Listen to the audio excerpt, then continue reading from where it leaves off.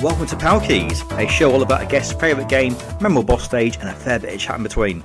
Now, my guest this week is the gaming editor at Techopedia, a site which, for over a decade, has been helping its readers stay up to date with hardware, software, gaming, AI, and lots more. Now, her career began in 2014 for TechSpot UK, covering the area of Bath and Bristol about the latest business conferences and e-commerce events.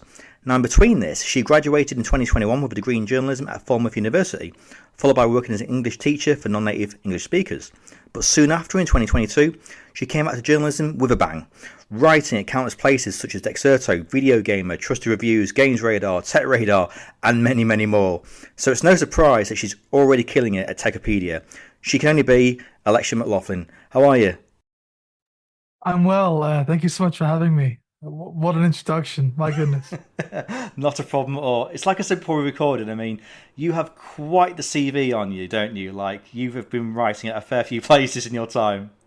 Yeah, I just like money. And that's fair enough. Yeah, that is absolutely fair. So, it's like I said in the intro, I mean, time of recording, like, it's only recently that you got this gaming editor role at Techopedia. So, That's first of all, right.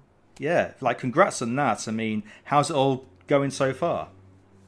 Yeah, it's going really well. It's my third, well, technically it's my first full week, but it's kind of been my third and a half week because I joined coming straight back from Sweden.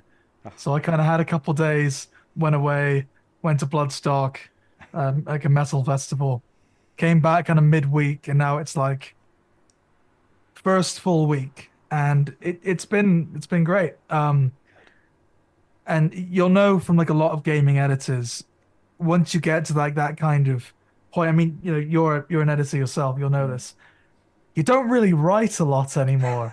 True. You just kind of like commission people, and I kind of feel a bit like I'm in a house and it's raining, and I'm putting my hand on the glass and I'm thinking, fuck, I wish I could do that because a lot of what I'm doing right now, I come up with like content strategies, arranging review codes, commissioning freelancers, sub-editing work, devising new ways that we can kind of evolve Techopedia. It's in a very primordial phase right now.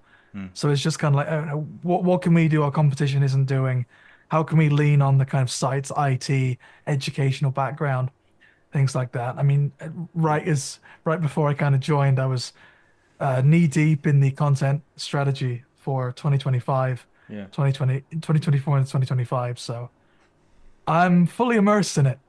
And what's been really great about the role so far in the first couple of weeks, I've got to commission a lot of really good people, some friends, some ex-co-workers, some people that are entirely new that can kind of give me a new perspective on things because Cool. I love video games, and I'm sure you'll pull me up on this a bit later, but traditionally my output has been more on the hardware tech kind of side. Yeah.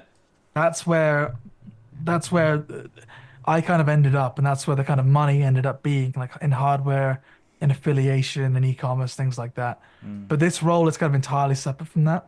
I don't really have to worry too much about affiliate links. I don't really have to do anything on hardware apart from, you know, like maybe give an insight into, oh, system requirements for this game, or how can, you know, the PS5 performance modes, you know, things like that. Yeah. So it's been a new challenge, but a very welcome one. And I feel like it's the right time to kind of get out of hardware coverage because a lot of hardware people, they're kind of like journeymen. Yeah. And I would say I was definitely, arguably still am. We'll see. Hopefully not. But they're in that kind of camp where you get in that niche of like, okay, you'll cover like CPUs, GPUs, RAM, SSD, motherboards, Yeah. monitors, laptops, everything. And you'll do this for like 5 years and it'll never change. It's a straight line because every year, sometimes multiple times a year, depending on the component, there are new graphics cards, Yeah. there are new controllers, there's new monitors. And it's just a straight line forever that never changes. So That is true. Yeah, that is very true. And it never kind of splinters, really. It's either NVIDIA, ATI, or if you're really kind of lucky or unlucky, you'd be talking about all the Qualcomm chips about how they can render games on mobile devices. So it's all for the picking, really. But yeah, it's great to kind of see like your career just go from even more strength to strength now, which is That's very amazing. kind of you. It's Thank all, you. yeah, it's all good.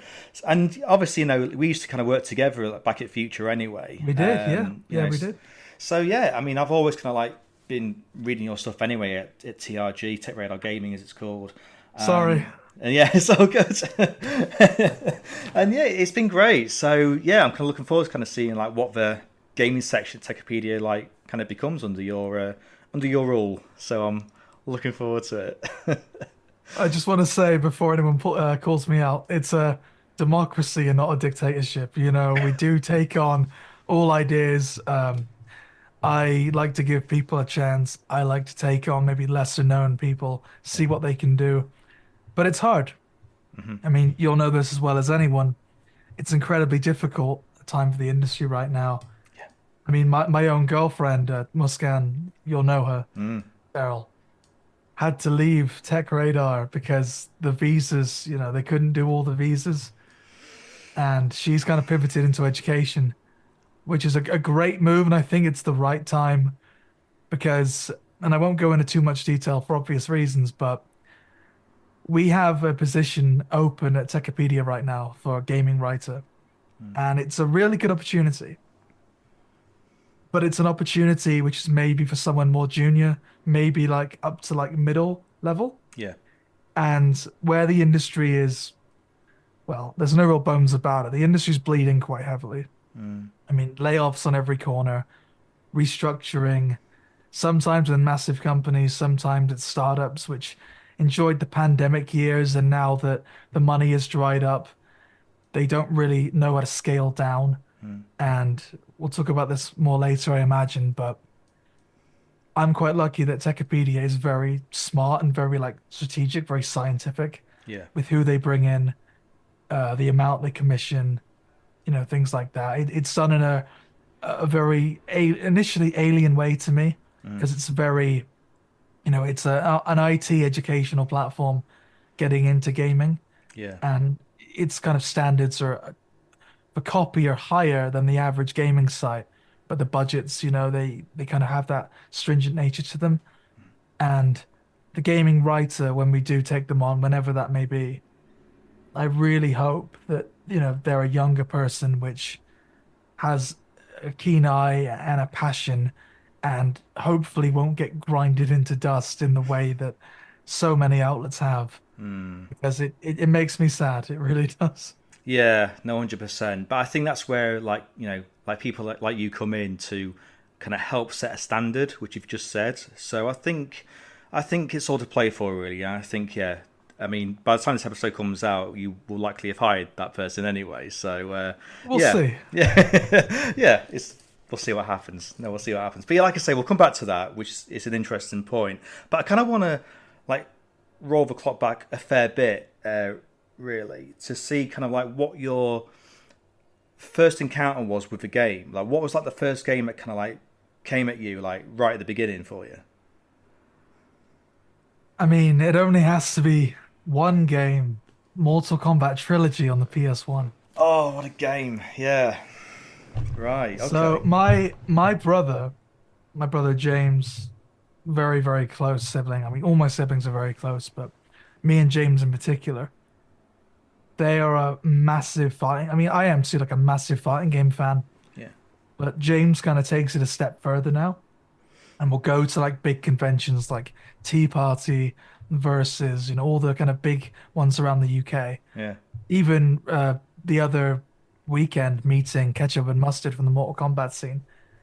And for me, my earliest gaming memory is playing Mortal Kombat Trilogy on the PS1. It's not the best version of the game. Load times on the fatalities, things like that. But when you're a kid, you just don't care about these things. Oh, I've got to wait 5 seconds for a canned animation. Who cares, But it's those characters, it's the environments, the atmosphere. Yeah. And Mortal Kombat has been kind of instrumental in my kind of gaming life from the 2D games the original kind of 3D games on like the PS2 up to like the reboot trilogy. Yeah. And it all started with that one game. I mean, Wow. it's maybe not the best way to play the first, well, arguably it's not even really a compilation of the first three Mortal Kombat games, but moreover, a kind of roster hack with everyone involved and the boss characters and most of the stages with the mechanics of UMK3, Yeah. but a bit jank. But again, I was like 6 years old. I didn't care about these things. No, you're right. I mean, that was one of my first Mortal Kombat games. The very first one being the first one on Mega Drive or Genesis. And I remember like seeing Mortal Kombat Trilogy in one of the old magazines, like Games Master, and thinking, wow, like that's a lot of characters in one game. And yeah, like you say with loading times, like I love playing as Shang Tsung, like the shapeshifter. You pick the worst I know, character. I You pick the know. absolute worst person to play. It was not a good time. And yeah, every time I tried to transform, it would freeze because the disc would have to load in order to load the character, and it was just a nightmare. And yeah, just no, just no. But other than that, great game. Like playing like different Sub Zeros and Raidens, like just so much fun. But yeah, that's mad. But it's a good point because you reminded me that when the latest one came out, Mortal Kombat 1, which is confusing anyway, last It is. year, like you did the review for it for TRG. I did. Yeah. Yes, I did. And I Yes, remember I like did. just really enjoying it. And that must have been a moment for you, like from Mortal Kombat Trilogy to Mortal Kombat 1. Oh yeah, and I'll tell you something. I called my brother over to my house. We had a very tight turnaround for that review. We got code in the night before. Right, wow. So my brother and I, we were playing the story mode, maybe like 6 p.m., like whenever work finished, 6 p.m., 7 p.m. We played the whole story, which is like 8 hours, 9 hours. Great, by the way, if you enjoy NetherRealm story modes, which I do, even though they're a bit slocky, but whatever. And then we played the game all night into the kind of early hours of the morning. I got to like 9 a.m., work started again. They're asleep on the sofa, and I write the review, and I'm like, this is the best Mortal Kombat game I've played. And I maintain, like, mechanically, it's great, but it got figured out too quick. Right. And it kind of makes.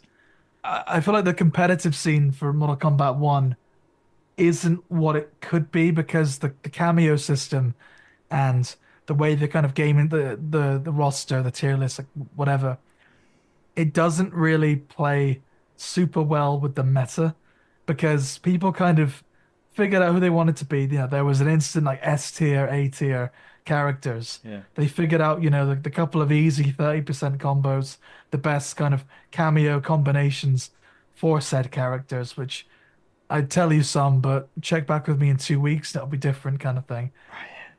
And a lot of people for that reason didn't want to run it very long tail, like they would like Guilty Gear Strive, Street Fighter 6, Tekken 8, Yeah. you name it. So I feel a bit bad for Mortal Kombat 1, the game that I love, but I'm not amazing at, or Tekken 8, a game that I'm actually surprisingly good at and can take rounds of people that actually play Tekken 8, but a game I don't like as much as MK1. So Fair. the fighting game industry will always be confusing to me. Yeah, I mean, it's had a massive resurgence lately, hasn't it? You've had Street Fighter 6, and like you say, Yep. Tekken 8, Mortal Kombat 1, and even like some like remasters are coming back. I mean, like Marvel vs. Capcom 2 is coming back. As Which part is of great to see. Yeah, But it's also made me remember Marvel vs. Capcom Infinite, so I don't want to talk to them anymore. that is true. Oh, that was a terrible game. But yeah, you're right. And I think that's the thing as well, because when it was the Steam Summer Sale, and I noticed that Mortal Kombat 1 was heavily discounted, like compared to what Street Fighter 6 was, or even Tekken 8. And I'm out of a loop, actually, like, to be honest. Like, I don't know what's happening, but it feels like with Mortal Kombat 1, like, something's happened. Like, it's not had it as highly regarded as its previous entries. And like you say, is that because of the cameo system or something else?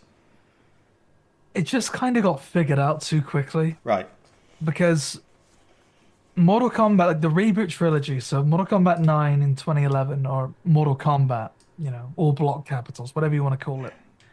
That game was kind of like a return to form for the series. It was kind of like the first how would you say, the first actually competitive Mortal Kombat game.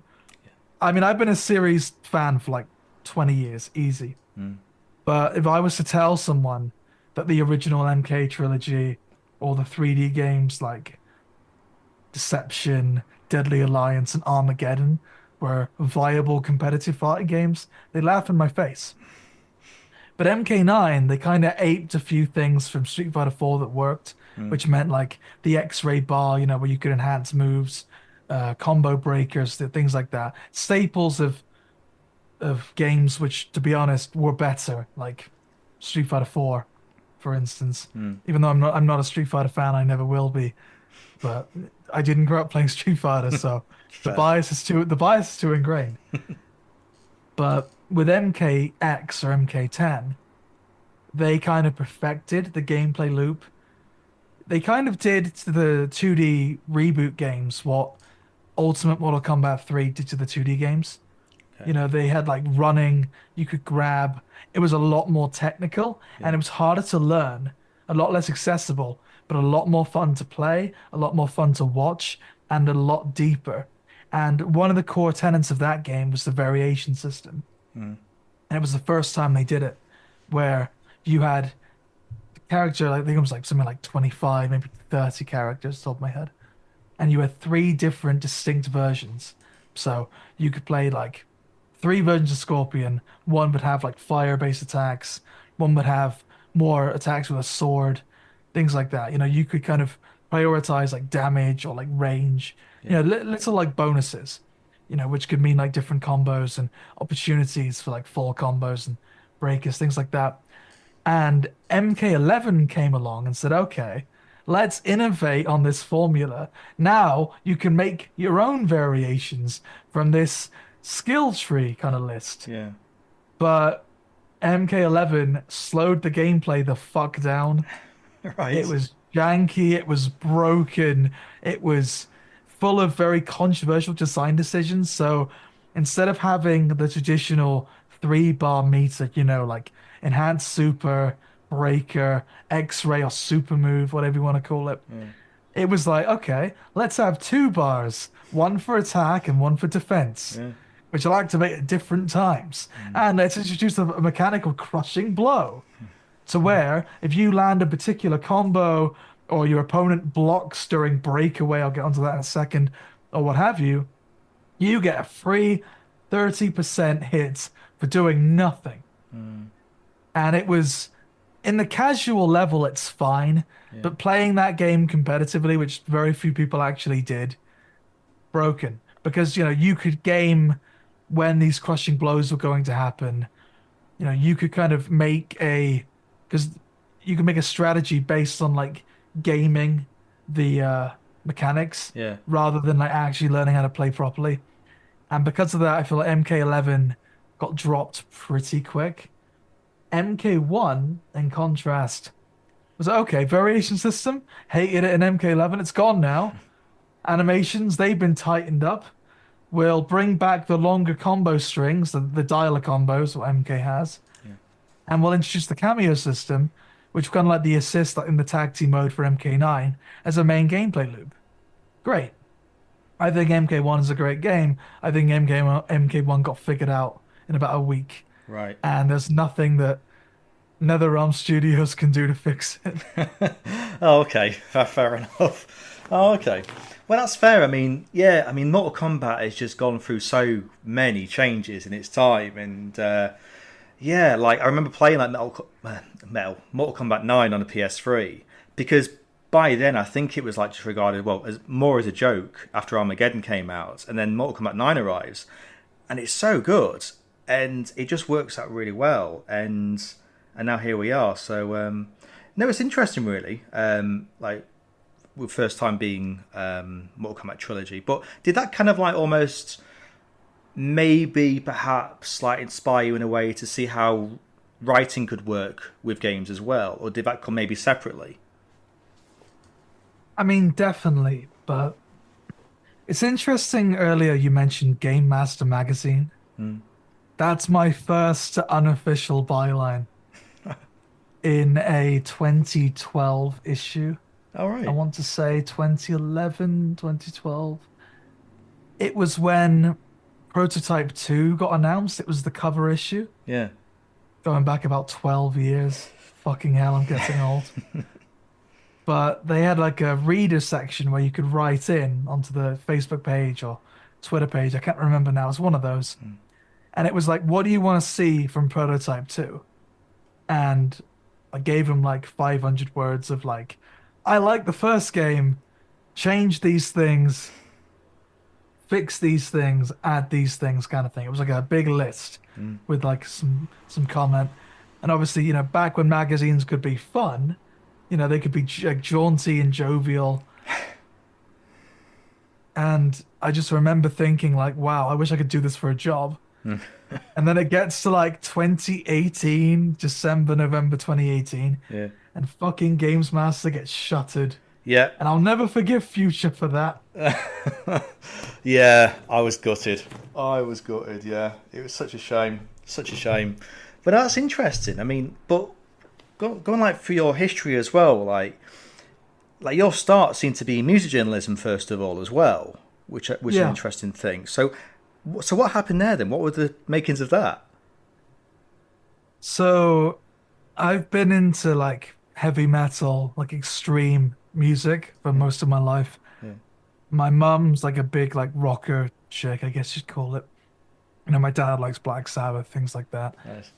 And growing up for me, like I was always surrounded by like rock and roll.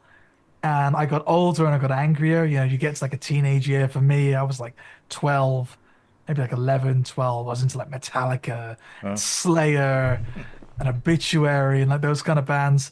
And as I got older, I got like really into like black metal and death metal and like extreme, like subgenre, like splinters of these.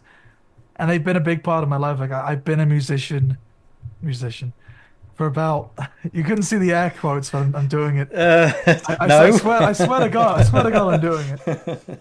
Um, for about 8 years, like I play guitar, I program the drums, I do like vocals. I won't call it singing because that's not what we do. But that's been a big part of my life. And on top of kind of making albums, like producing music, working with like bandmates, past and present, which, things change. I got into writing about music. There's a forum online. It's very popular. It's called Metal Archives. Right. And I'm on Metal Archives. But don't look it up because then you'll find all of my albums. I don't really want that. I've been very, very lucky that no one really goes, hey, you made this record like 7 years ago. You want to talk about it? I'm like, no, not really. No, that's So fair. there's that. But yeah, I started writing for a Chicago-based outlet called The Metal Experience. Okay. The old editor-in-chief for that. It was kind of like they had a website. It was very popular. They had a website. They had a podcast just like this every week or every couple of days even. They'd go to like local bars in Chicago, sit down with like the band of the week or band of the day or whenever it was, and yeah, they would kind of they needed me because on a different time zone to prep interviews, prep kind of transcripted stuff, make it readable, Yeah. stuff like that. And I did that for about, well, I don't know, about officially nearly 3 years. Wow. That was really cool. And then the pandemic happened. You can't go into bars and interview bands anymore. No one can do anything. Get out, Yeah. kind of thing. Yeah. Right. But that kind of kicks out of my passion to kind of do music journalism for other people. Yeah. I founded my own website, which weirdly, even though I've not updated it in like four years now, will still rank top of SERPs Oh for wow. certain terms, like ranking, like listicle, like best content for like albums of like bands that I like and care about, Oh nice. which is kind of cool, but also kind of like not the best representation of maybe who I am now. Same with like No Clean Singing, very similar. Big website for like metal reviews, Yeah. and it was fun. I did enjoy it. I must say. No, it's great. No, it's really great. So we'll put a pause on that at the minute, actually, and we'll go to the memorable game of the show, and then we'll come back to this because there's a lot of I want to chat about. We've taken a break from journalism around this time, so I know we've discussed Mortal Kombat Trilogy, but obviously part of the show is memorable game for every guest. So I'm kind of curious, like what you've picked for this and why. I'm so glad you asked. For me, my memorable game is Hotline Miami. Oh, good choice. Okay, fair. It is my favorite game of all time, and it has been since I was 14 years old. Oh, wow. And I'm not changing. I can't change. Oh man, that has surprised me. So okay, so anyone's not sure, like came out 2012, top-down shooter. I remember it being out for almost every system around the time. I think it was like PS Vita as well, which is so good. Yep. So why have you picked this one then, Aleksha? Like what's going on?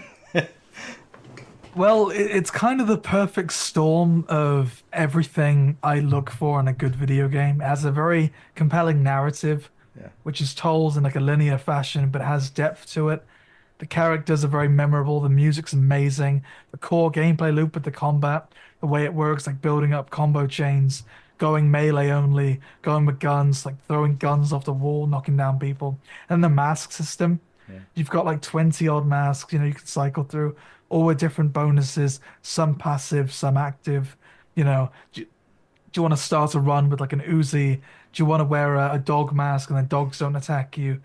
Do you want to go for a mask which extends your combo multiplier? Which means you can go for like the A plus S kind of ranks. And I just fell in love with it, and I've been in love with it since I was about 14 years old because it's violent and it's edgy, and it's just endlessly replayable. Like I have played Hotline Miami, I think maybe 300 times in the last 10 years. Wow. There was a point I got a Nintendo Switch for myself in like 2018, and I played. I want to say it came out in 2020 or 2019. I can't remember. But I got it on my Switch after having it on my Vita, which just as the PS Vita, amazing system, incredible hardware, beautiful screen, perfect form factor. Sony didn't do any fucking thing with it. Anyway, got it on the Switch, and it got to a point where I was speed running Hotline Miami every single fucking day. Oh. I played that game. I optimized it. I learned the paths like to take the first game at least. Like which weapons like to get to like the highest rank, and I could finish the whole game in half an hour. Oh wow. And it doesn't matter how many times I replay it, I can do it again, and I will do it again. And then the sequel came out, and it's still good. I wrote an article for Tech Radar, which Julian Benson, big up to Jules by the way. Yep. I hope you're doing well, man. He greenlit the article about Hotline Miami is the indie game gold standard. I stand by that. I met Denison Games actually, EGX 2015, when they were showcasing Hotline Miami 2, and you guys really shouldn't let me play that shit because I was like 17 at the time, but you did anyway because you're cool. So you know what, Denison Games, it's cool, but you can repay me. Release Static X, not the band, your game. You've been teasing this third game for 9 fucking years. Yeah. Release it already. Oh man. Yeah, that's great. I don't think anyone's picked that really. That's such a good one too. Like, yeah, because I remember playing it on the Vita, and it was so good. It was everywhere. But yeah, like the sequel wasn't as highly regarded. I remember, and I'm not sure why. But yeah, it's an interesting one. I've got a few theories as to why. I think the main problem with Hotline Miami 2 is that they kind of went the bigger is better approach. Right. And it kind of meant that you had these mechanics. I mean, it was on a different engine entirely, for one. They didn't make it on a Game Maker engine. They ported it to some kind of proprietary system. Yeah. And it meant that it was slower, and there was a kind of de-emphasis on melee. And it meant that you kind of had to use guns a lot more. And when you were using kind of guns, you realize that the gunplay isn't really strong enough to sustain the wide open maps of the sequel. And that's kind of, how would you say? It's brought into light the most obviously by the the jungle missions, the Honolulu missions in Hawaii, where Yeah. you play as Beard, the soldier, and you're running around with like either a sniper or a rifle or a big like LMG, and you have to kill enemies that are way, way, way in the distance. Like you're almost like praying the gun will actually, go where you want it to go. And they took away the like tense, claustrophobic, me against them atmosphere for Right. these bigger levels, and the mechanics just didn't really suit it. I like Hotline Miami 2 a lot. I've been playing it for 9 years. I got a copy for free from EGX 2015 because Dennerton are bros. Thank you, Dennerton. And I will defend it in a way I don't think a lot of other people will, but I just wish they kind of doubled down on what made the original work so well instead of taking the kind of Swiss Army knife approach of okay, well, we can have dual protagonists, we can have a melee only protagonist, a guy which only doesn't kill enemies. They went for this like overarching Tarantino-esque narrative, which is really cool to experience. Like the story's great, the characters are really cool. I love the level design. Well, I love the levels. The level design maybe is a bit too open for me, Right. but the more I think about the first game, I'm like, you could have just done that again, and I'd have been happy. I think it's a lot of people they get kind of caught in this trap, Yeah. If you're successful once, maybe you don't want to do the same thing again. Maybe you innovate for the sake of innovation, and you kind of sacrifice what made the original good. And there's a ton of albums like that. There are direct sequels to albums and even to songs that aren't as good. I mean, look at Metallica, like The Unforgiven. It's a great song. But then there's The Unforgiven 2. I like Unforgiven 2, not as good as the first one. And then there's Unforgiven Part 3 for some fucking reason on Death Magnetic. So, you run the risk of like diluting what made the original so successful by kind of taking a kitchen sink approach to innovation. And I mean, I've done it myself. I mean, I had an album in 2020 that got very, very popular, kind of like blew up in like extreme metal terms. Blew up. Like it got hundreds of thousands of streams. It's like big on Spotify 5 years later. And I did a couple albums after, which weren't very successful. But I made a kind of a sequel to that one because I wanted to, instead of like, oh, cashing on the name of it, what have you. And the main criticism people were saying was like, did you make this because you felt like you had to and you wanted to be different rather than just kind of gaming on what worked the first time? So you can do it without realizing, which is a real shame, but it does happen. Yeah, that's true. I mean, I was just like seeing like if there was ever going to be a Hotline Miami 3, and Donaldson just seems like they're just not willing to do it. I mean, it just seems like they've done what they can with it, really. And I think that kind of goes into what you just said. That there's nowhere else to go, really, to be honest, and that's it. I mean, quite literally from a narrative point of view, there is nowhere else to No, go. no, there isn't. No. Everyone gets blown the fuck up at the end. Spoiler alert. So that's a definite end. Yeah. So yeah, that's all we can go. But no, that's fair. Yeah, it's absolutely true. I should really play that again, actually. Now that we've spoken about it. Yeah, I've strongly got it on my Switch, but I'll have a look. But no, it's great. No, it really is. So, just going back then. So, around this time then, music journalism, and you had your own site, which is still ranking amazingly. But then you decided to take a break from journalism, but also at the same time to do a degree as well. That's around this right. time. Yeah. So, what kind of like made you kind of take that brief switch? Or I say brief, but still, what made you kind of go there? I think it was kind of the culmination of a few different things. I was hired by Future initially. I was the hardware editor at Games Radar back in 2021, early 2021. Right. And it was a good gig, but it felt very kind of confined. And I joined at a very weird time for Future where the pandemic money was kind of like rolling in.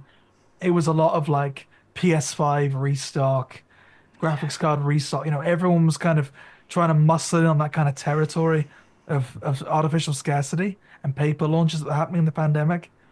And I realized I got to about a year in, like mid 2022, end of 2022, and I realized that that's not really what I wanted my life and my career to be. Mm. Because, and you'll know from everything I've done like before and since, but e-commerce is great, it's very important, but the way that that original first run was, I mean, on top of the fact that I'll just be honest, I wasn't paid enough, Right. and it was like a lot of like crushing workloads, not a lot of money, a lot of expectation. It kind of helped me to kind of realize that maybe I need to kind of pivot. And I made the kind of, maybe not brave, but the decision that was right at the time. I moved 7 hours away from Bath Oh. to a place, to York. Well, I'd love to say York. I mean, that's where the university was. I actually moved to a seaside town called Scarborough, which, fun fact, and I'm taking credit for this for anyone who ever listens, there's a new thing now the last 2 years. It's called Scarborough Death Metal Festival or Scarborough Black Metal Festival. It's one of those. I know the guy who runs it. We had a conversation. Suddenly there's a black metal festival in Scarborough. You're welcome, Scarborough. Wow. But I moved to Scarborough, and I was essentially commuting an hour on the train every morning to uni. And that's not great. Like already, like I'm typing on the laptop. I'm getting there like an hour before lecture. I'm walking half an hour in from the station to where the uni was. But you do it, and it was to be it was a degree called TESOL, so teach English to speak over the languages. It was a master's degree, and essentially it would mean that I could get the master's degree, have this kind of degree in teaching, and then this like secondary, which is called like subsidiary degree Yeah. in Japanese language. I'd get the what would you call it, the foundations of Japanese language, and then as per the way that the degree would work, you'd get towards the end, you'd be assigned if you wanted to on the JETS program, and you could get flown out to Japan, live there on board in a school, which is very common for foreigners kind of living in Japan, working in Japan. And then that was the kind of way I thought my life was going to go, and I was all on board for it. And I got like 3 months in, 4 months in. It wasn't very long. I was learning how to like teach classes. I was teaching English to mostly refugees at the time. So I believe it was Ukrainian people, Polish. I want to say Somali. That might not be right, but those kind of, how would you describe it? Asylum seekers. Yeah, sure. I Yeah. think I think that's how you would say it. So that was like a lot of what it was, and that was very rewarding. And I learned a lot of like about communication and like how to Wow. speak and all of that. And it was great. But essentially, I knew that Tech Radar Gaming was having some trouble. My missus had started the Tech Radar around the same time. Yeah. She started as a computing writer, and they had a slot wide open for a hardware editor. And it was actually Christian Guyton. Shout out to Christian Guyton, by the way. Christian. We love you, man. He's We love you, right. man. We do. He emailed me and he goes, "Hey Alexa, I just wanted to say we've never spoke before, but I think your work was really good. And if you've left for the reasons that I think you've left, then I reckon you should try and come back." And it was another journalist at Tech Radar who's now no longer there. You'll know her, you'll love her, Vic Hood. Oh, yes. Vic Hood messages me and she goes, "Hey Alexa, remember all that stuff you did on Games Radar? Do you want to join our team and do some fun hardware stuff for us?" So it was those two which kind of lightly convinced me, and also a pay bump of 10 grand more than what I was being paid on Games Radar, which doesn't hurt either, to be It does honest. not. No, we'll give you 10 grand more. You get to build this hardware team, train up some people, commission some freelancers, use your voice, your influence. I hate that word, but you know what I mean. Your sway within the industry, your PR contacts, what have you, into making TRG the best place for gaming hardware. And I tried. Oh, did I try? Yeah, Anyway, that's why I left education. fair. No, that's fair. I remember, like, I mean, like we said at the beginning, like, so I was at Tech Radar as well at the time, and I think a year in, like, Muskan, your partner, like, joined, and oh, one of the best. Like, oh man, like, she is the best. And Oh yeah, yeah, the thing is, like, yeah, I remember with TRG, I mean, they were really like kind of trying to make huge efforts to make it just stand out, to be not only separate to Tech Radar, but to be alongside Games Radar and PC Gamer. And then yourself came on. I thought, okay, well, it seems like there's obviously going to be a bit of a rejig. But I think at the time when I thought, oh, Alexa's going to be great in this, and you were, and it was thank great. you, And it thank you was very great, much. yeah, that kind of seeing how it all went. And yeah, it was great, really. Kind of, I remember looking from afar anyway. But yeah, I'm not really sure how much more I can say on that. And I'll say this: so I was lucky enough on Tech Radar Gaming, TRG, whatever you want to call it. I got to work with some really good people. Yeah. I mean, Reese Wood, Cara Phillips, Vic Hood, Jules, Jake Tucker, even Mm. Rob Dwyer. Like, there was a lot of like good names, like people that I kind of know and trust. And unfortunately for me, that kind of journey ended in September, right before another restructuring, Yeah. which I don't know if I'm at liberty to go into detail about. So, No, I don't. No, no, not. Don't think so on that. But yeah, it's yeah, definitely interesting anyway. But and then your time kind of came to an end, and then it kind of went to where you were at a few places. So from what I've seen, it was Exerto, it was Buy Gamers for Gamers, yes. Trusted Reviews, Freelance. So it was an interesting time then for you, like from then, wasn't it? From what I gather. Yeah, it was basically just a year of trial and error. Right. So, I mean this with the most earnest, the most candid, the most positive way I can.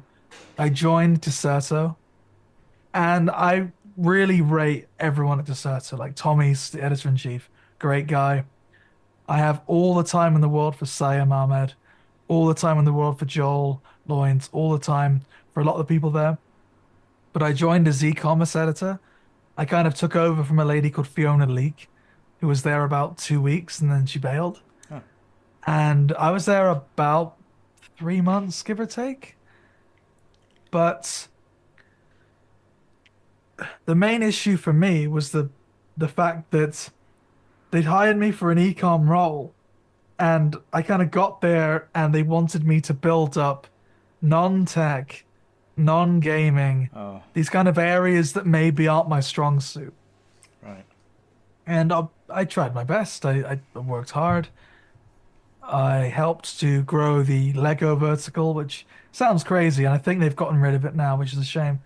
But we had a section just dedicated to like new Lego set releases, best lists on Lego sets, and it blew up on Discover, it blew up in top stories. There was a point where one of the articles we did made 250,000 in about 6 days. Wow. So as an ecom editor, from a numbers point of view, I did great. Yeah. And I even had the director of the company on my last day. He reached out and he said, "Hey, look, you ever want back in, you can have it," sort of thing. But it wasn't quite the right fit for my skill set. Yeah. And I think in another life, like if I really wanted out of tech journalism, I could have had it there and then. Hmm. Because I really I liked how it worked and I liked the upper management and I got on really well with so many people and I felt like I belonged there. But it was the content itself I didn't really gel with. Yeah. And I tried it for a few months, but I felt like my heart was somewhere else. Hmm. And I think when that's happening in your life, you're gonna have to follow it. And we spoke about BGFG, but I'll just give the listeners a bit of context. While I was studying, I had my first freelancer run, as well as doing stuff for like Games Radar, Android Central, the Metro. I also worked with PC Guide on a contract. You know, you'll be paid X amount. every month, kind of pro rata sort of thing. And I worked with Kevin Pocock, who's a great friend of mine and my former boss twice at PC Guide, who I now have as a permalancer on a Techopedia. Because, you reward, I like to reward people, who gave me a chance. And unfortunately, my first run at PC Guide was great. But as I kind of alluded to earlier, I felt like it was the right time to return to Future. Right. And when I left Future, when my kind of time with Deserto maybe didn't go the way everyone was anticipating, and probably shouldn't go into too much detail, but Deserto, they decided to close the Lego section. Right. So I kind of built it almost by mistake, right? So we had success in Discover and Top Stories, in kind of the news plays, and then the Evergreens, the best list kind of took flight, and they kind of expanded that out. But they expanded it out when I left. So Right. I took off, and they went, okay, well, Alexia's made us all this money at Deserto with the Lego content. Let's hire an international team of writers and editors to build this out. And for whatever reason, unfortunately, it didn't. I think they did it for about 6 months, maybe longer, and then they kind of shelved it. And I learned this again. I have to be honest with people. I'm sorry. I learned a few months ago that the ecom editor position, because it was taken over by a friend of mine who was running it, that was unfortunately shelved too. And now I believe they've kind of folded e-commerce into like day to day in some capacity. I'm not sure. But it's when I look back and I realize that like these roles I was in when I've left, they've seemed like it's a scary thing to kind of jump ship. You don't want to be like a job hopper, you don't want to be unreliable. But I feel like in this industry, sometimes you have to. Like, do you Yeah. want to go down with the ship kind of thing? And that was kind of brings me to my second run in BGFG. I was hired to run the hardware and affiliates team at Video Gamer. You probably remember Video Gamer from like 20 years ago. Yeah. A website that Tom Ori founded, and Simon, the big wrestler bodybuilder type guy, he was on there years and years ago. And I kind of knew my time was up there, joined in November. I think they hired me as like a silver bullet solution, Right. and joined in November, and then in February, or it was maybe January even, like right after Christmas, I had to lay the entire team off, Oh man. which I've not recovered from at all. And then I got moved back on a PC Guide, back with Kevin.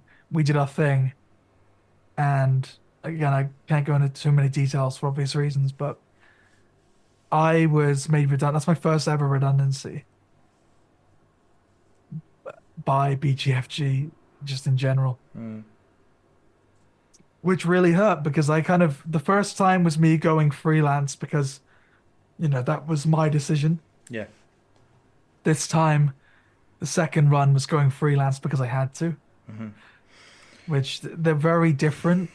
The first time was like, well, my rent and board and what have you is like 400 a month in 2022. I do two pieces in a week, and then everything else is just gravy. Yeah.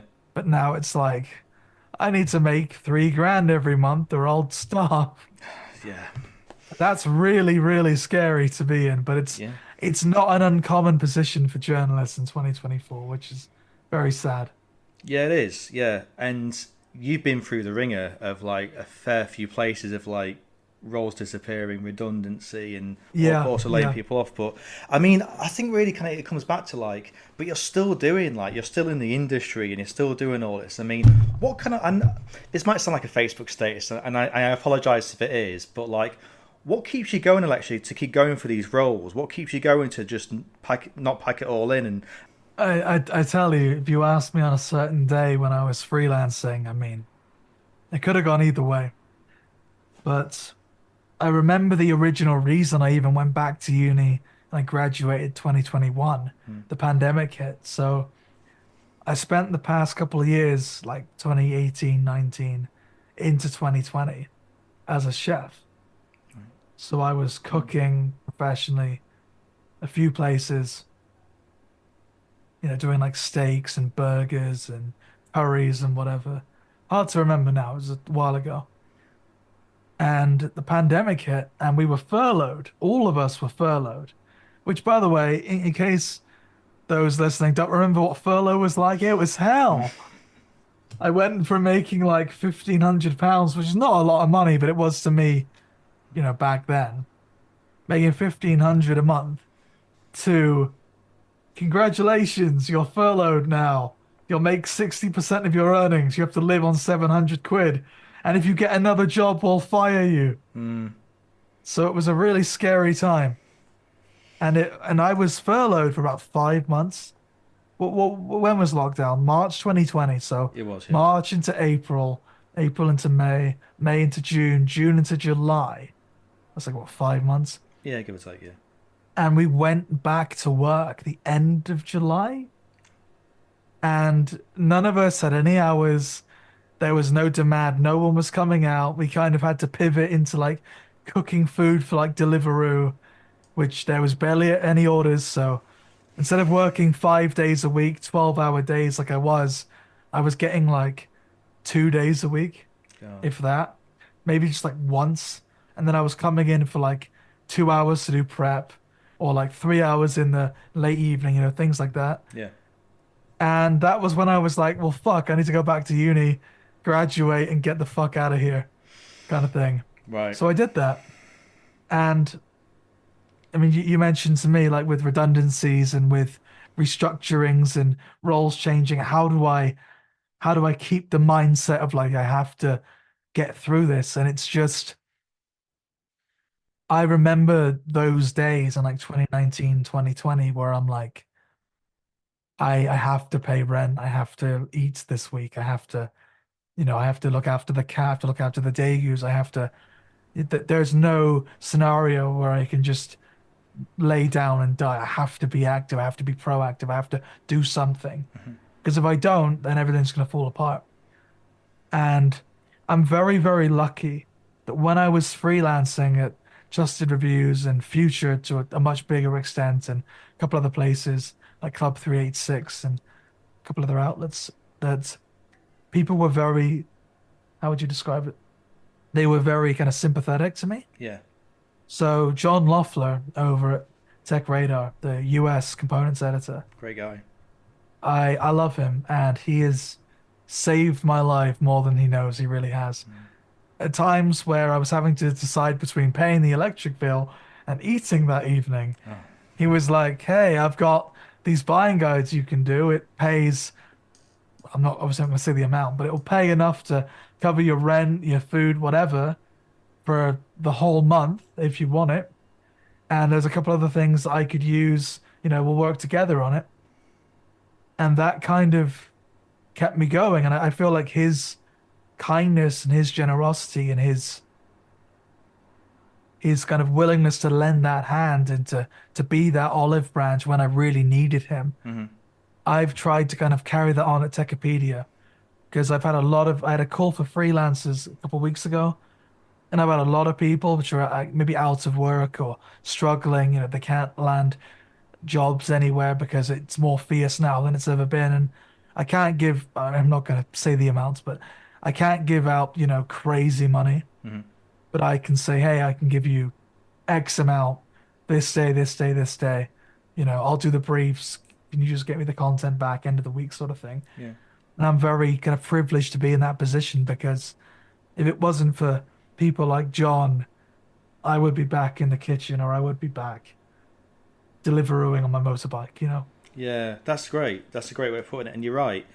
It feels like this industry as well, like, and yeah, like a lot of the people you've mentioned too, like they're just decent people because I feel like they're there as well because they've been through some hardships as well. They've been through certain things, and they kind of want to do what you're doing right now, like give the opportunities to people who they can see are struggling. So it's nice, it's nice to have a community like that, in this day and age. It's just, yeah, it is. It's just really nice.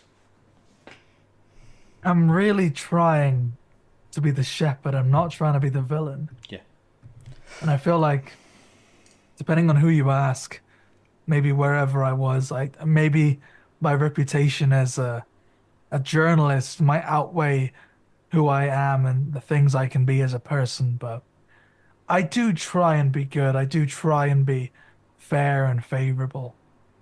Because I know some people will look at my CV and be like, wow, you've been a lot of places. And I'm like, wow, you don't know what this industry's been like the last 4 years. Yeah. 100%. Yeah. And that's it. Like when I see like your LinkedIn, like when I was, obviously researching and stuff, like that wasn't my mindset. It was more of a fact of like, wow, like Alexa's like written for a lot of places because of the industry, but she's come through it and look where she is now. So that's definitely kind of where I'm seeing it from. It's just an amazing thing, really. So yeah, I think I just want to kind of wait and see what Techopedia brings really to the gaming section. I mean, I think there's going to be a lot of good, I believe. And I'm lucky because, again, air quotes, my name maybe carries a little bit of weight. So it's not been very hard to get in contact with publishers, with PR, to secure codes. And Yeah. I'm in a position where a lot of really talented people, they want to write for Techopedia. They want to kind of bring like authority and a sense of authenticity Hmm. to it as a gaming site because traditionally it's more of a in kind of invitational IT educational platform. So it's a very rare opportunity and one that I'm definitely, very happy to be in and kind of trying to realize that the weight of what that means, the responsibility on my shoulders. Like it's not an easy breezy gig. It's a lot harder Hmm. than a lot of jobs I've had, but it kind of feels like this is where I kind of need to be right now. Yeah. No, That 100%. makes sense. No, yeah, 100%. No, no, I agree. So I think just to wrap up really the episode is just going back to the second question of the show, which is memorable boss. Now, I know that you've may have got some inspiration because you've had my book like last few weeks, so I'm not sure whether it's going to be. There it is. So yeah, so I'm not sure whether this is going to be skewing your choice for this section. But what is it that you've picked as a memorable boss? So I've got two. Oh, okay. Am I allowed to have two? Yes, yes, you are. Ah, thank you. I've got a bad memorable boss and a good memorable boss. Oh, yes. Yep, go for it. Okay, so about 10 years ago, there was a game called Ninja Gaiden Yaiba Z, Ninja Gaiden Yaiba Z. Oh, yeah. And it's not very good, but because I am like the biggest Ninja Gaiden fan, I'm also the biggest Ninja Gaiden apologist. I like Ninja Gaiden 3, and Okay. I don't care who knows. I'm gonna play the Razor's Edge version again because it's fun. Anyway, there's a ending boss called an Act of Gonzo, where you fight against a guy called Alatro del Gonzo, and he becomes this big, like Mayan statue, and he fights you in this like small arena. Hmm. And I died to this motherfucker so many times. It's the only boss fight that ever brought me to human tears Oh, out of wow. frustration. I died so much because it's that punishing and that frustrating and that unfair that I had to just sit there and reevaluate my entire life. I've gotten to the end of this Ninja Gaiden game. It's not very fun. I'm not enjoying it. It's whatever. I have to fucking finish it. And it got to the point, it got so bad where I could memorize every single word. Because, by the way, if you died, there was like a 2 minute uninterruptible cutscene Oh, right God, before. yeah. Oh, I forgot about that.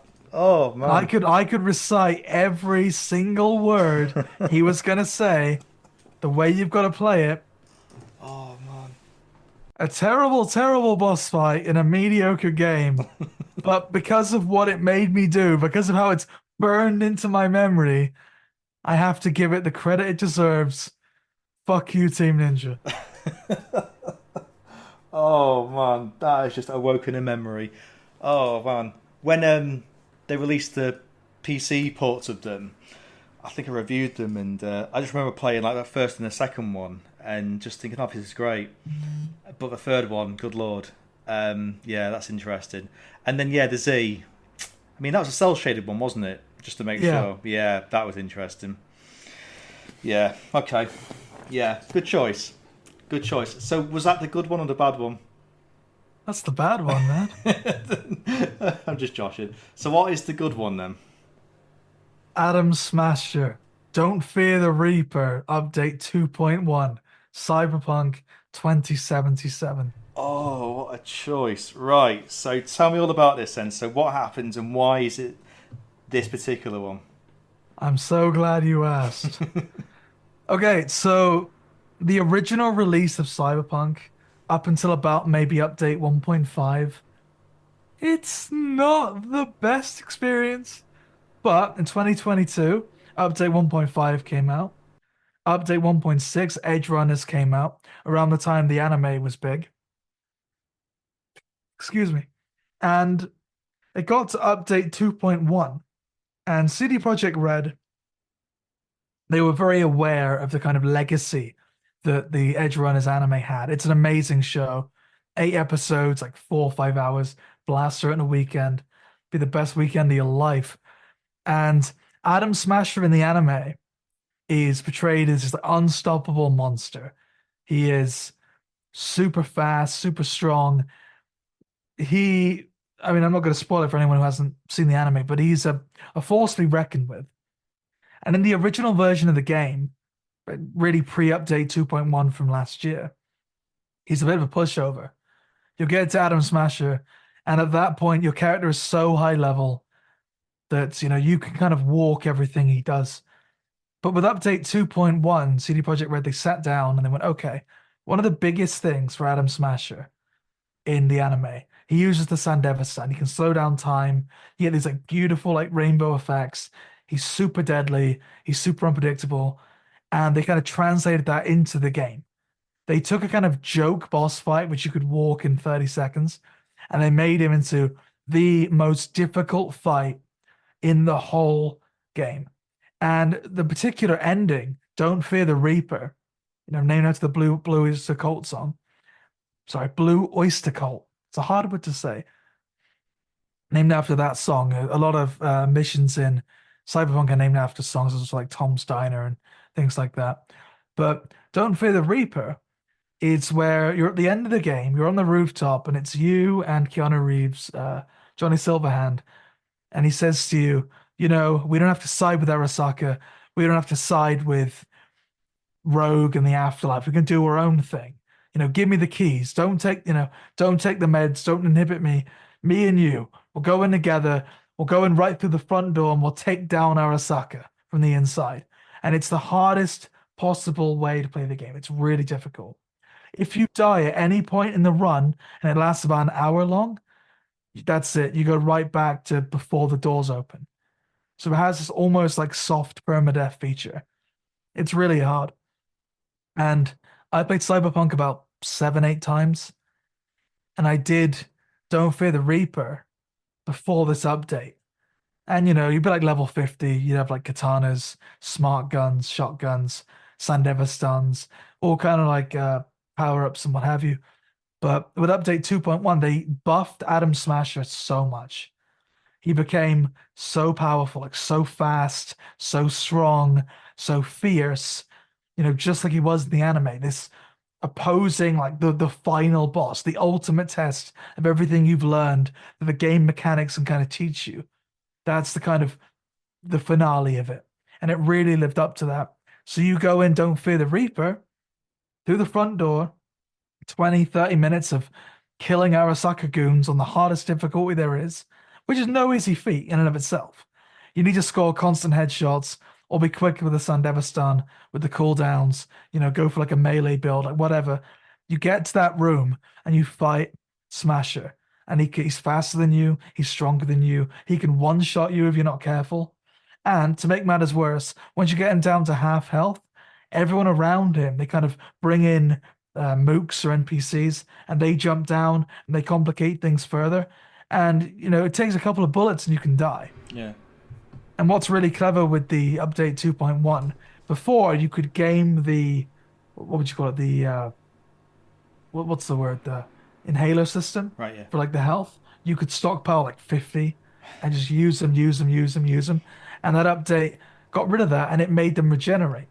So if you get knocked down, which if you survive like the one hit attacks you can do from a distance, the charge attacks, the grab attacks, you're on your back. And obviously if you die, you have to do the whole thing over again. I sat there and I managed to do it in one run with my character. And it was going, rock music's playing, Johnny Silverhand is kind of with you the whole time. And it was killing Adam Smasher. It's one of the harder boss fights I've ever done, but it's the most memorable one because it just demands so much. You have to be perfect. And kind of scoring that, it feels like a real achievement. And if CD Projekt Red, well, when they inevitably do Cyberpunk 2, whenever that may be, that's the kind of philosophy for a boss fight to follow. Make it cripplingly difficult. Give them an even harder mode, and let's see what people can do. Yeah. And for me, it's Adam Smasher. Wow. That's really good. And honestly, it feels like you've sold it to me as well because I've not played Cyberpunk yet. I've been waiting for all these improvements and stuff, and Now's the right time. It is. It seems it. Yeah. That sounds really good. Yeah, that's an interesting one because that's the thing. I mean, I'd heard about the boss fights in Cyberpunk, and I was keen on seeing if I could feature it in the book. But at the time, the patches weren't there yet, and it was a bit of a mess. I didn't want to do it, and I was waiting. But it got to the point where I had to cut it because it was just too late. But yeah, that's a really good shout. That's really good. Yeah.